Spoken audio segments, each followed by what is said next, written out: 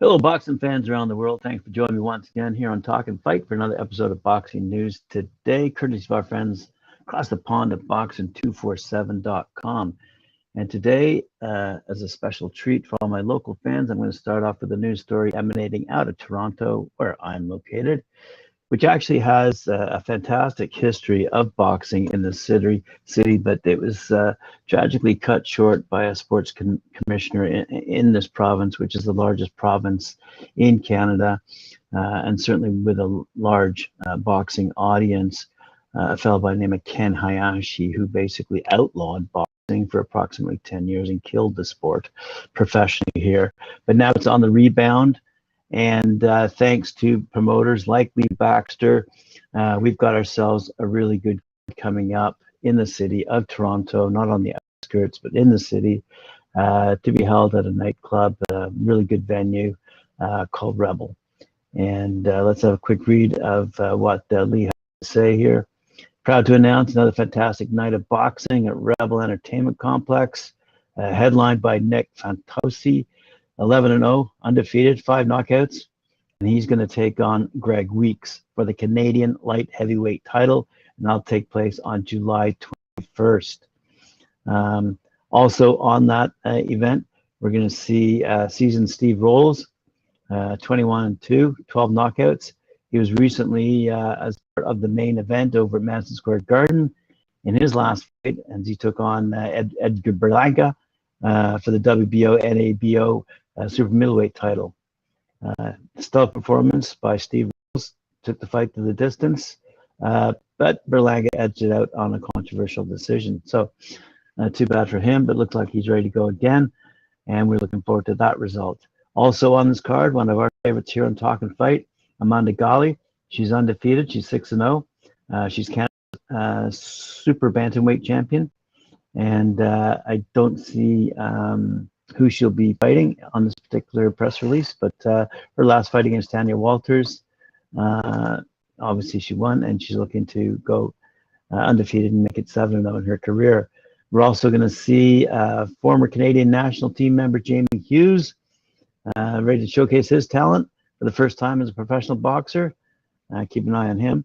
Last but not least, highly touted prospect Josh Lupia. It's an interesting story here. He's 5-0, 5 knockouts. He's making his return to the ring after a tragic accident that nearly cost Lupia his left leg, and to take a break from the sport. Sorry, not left leg, but his leg led him to take a break from the sport. After several surgeries and a long rehab process, he's back to take on super lightweight division by storm. That's great news for Toronto, great news for boxing fans here in the city. I don't have any information regarding if it's going to be aired. Maybe we can offer Lee Baxter a deal. Anyway, let's get on with more news from around the world. Let's fly across the. Let's go down to Philadelphia first. Taking place at the Fillmore. We haven't heard from these guys in a while. On Saturday, July 23rd, a spectacular 8-round main event featuring Philadelphia contender Avery Sparrow and undefeated William Foster III will headline a huge night of boxing at the Fillmore, Philadelphia. The fantastic 11-bout card is promoted by hard-hitting promotions. Sparrow, out of Philadelphia, has a record 11-3 with 4 knockouts. He's an 8-year veteran who has big wins over Anthony Burgin, Azalian Florian, Fernandez, Joey Lavoyette, Jose Lopez, and former world title challenger Hank Lundy. So there you go. Foster's out of New Haven, Connecticut. He's 14-0 with 9 knockouts. And this 28-year-old is a 7-year professional who has wins over Suleiman Segal, Angel Suarez, Jamal Dyer, Philly favorite Donald Smith, who's 10-0. And let's have a quick look here. 8-round split decision over Edwin De Los Santos in Orlando. And in a co-feature on this card, undefeated WBA, NABA Super Featherweight and WBC Continental Americas champion Kirsten Tapia takes on undefeated Fernando Romero in a 10-round bout. We're also going to see in some 6-round bouts here, Giancarlos Rivera, Nelson Perez, Jeremy Cuevas, Desmond Lucas taking on Jackson Bianca, Carlos Ramos, Tamir Smalls, David Garcia in 4-round bouts, Carlos Rosario, Chris Echeverria, Juan Davila out of Philadelphia. The tickets are on sale now, and that looks like a great card as well, courtesy of our friends over at Hard Hitting Promotions. In another story, the accolades continue to roll in for NABF and USBA lightweight champ Jamaine Ortiz, fresh off his big win over former Olympian and world champion Jamel Herring on ESPN. The Worcester, Massachusetts native is now ranked number 9 in the WBC among lightweights, the highest ranking of his career, positioning himself for a major opportunity to showcase his talent on the right platform in 2022. He said, "It feels great. Makes you step back and think, wow, time has really gone by. It's definitely an accomplishment, but even more of a motivator. The people around me feel happy because I've been in the same team since day one. I'm taking everyone with me. I feel people around me are proud and gives them hope that, yes, you can make it out there this way. The grass isn't always greener elsewhere.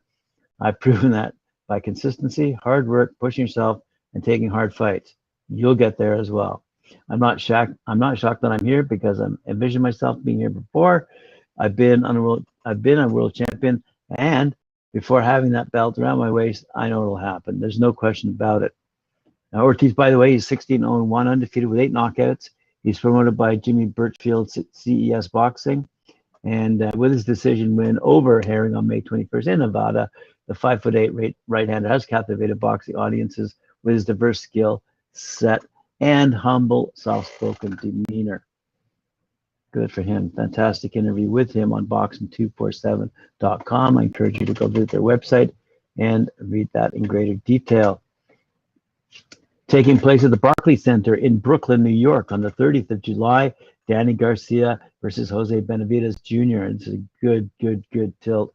We're looking forward to this result. Two-division world champion and Brooklyn fan favorite Danny Swift Garcia spoke of feeling reinvigorated from his time off. At the same time, contender Jose Benavidez Jr. predicted that their super welterweight showdown would be the fight of the year. And these are remarks made during a virtual press conference this past week, a couple days ago, before, as I said, they square off on July 30th. Let's have a quick roll down the list here. Let's have a look, see if we've got some good quotes. I have a lot of young guys in this camp here with me, and said Danny Garcia, and they keep me on my toes. The hunger that they have gives me that motivation. Boxing is a grueling sport, so you have to find time to have fun. I'm doing that again, and I know that no one can touch me once I'm happy. I've been fighting at 140 and 147 since the amateurs for 13 years. I've always felt my natural weight was more significant, and I was squeezing down. I feel like this weight fits me well. I feel young and fresh. I'm strong and with a lot more stamina. Fair enough. Jose Benavidez Jr. had this to say: "A win over Danny Garcia is a big step for me. The winner of this fight will go back up in rankings. We've both lost before, and I think that's made us stronger fighters. We've learned from our mistakes. We're going to be throwing bombs all night long. Stay tuned because this will be fight of the year. I guarantee that. I want to thank Danny for giving me this opportunity. He's a grand champion, a power puncher, and I'm ready. I've been training hard and preparing to get it on. I take every fight as if I'm fighting for the best of the best. I don't focus on the record or anything. I focus on what I have to do. The Puerto Rican and Mexican fans will be out there. It'll be a great show. I'm training hard, and I'm ready to go tomorrow. Danny Garcia is one of the best of the best. I grew up watching Danny and wanted to fight him for a while. I feel like Danny Garcia was a more prominent name than possible Erislandy Lara fight, so I chose him. This is going to be fireworks." Good stuff out of those guys. Fantastic stuff. By the way, quick little quote here from Angel Garcia. That's Danny's father and trainer. "Danny is perfect at 154 pounds. It's a new era for him, and it's time. There's a time for everything, and our time is now. We have a perfect opponent. He'll come in and bring the fight to us. He's got Mexican blood, and we've got Puerto Rican blood, so there will be fireworks on July 30th. Good stuff. Jose Benavidez Sr., Jose's father and trainer, had this to say: "It's an honor to go up against Danny Garcia and his dad. He's one of my favorite fighters, but we have to put work at the end of the day. We've been working hard because we'll give fans what they want. I'm predicting a knockout. We need a dish to progress in the rankings.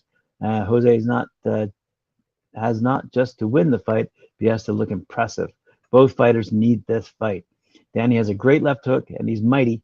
We've seen what he's done, and we know what we're getting into. We're facing an animal, but we're ready to give the people what they want. Jose Jr. has matured a lot. He's ready. He's motivated. To give his kids a better life. And when I see how motivated Jr. is, it motivates me too.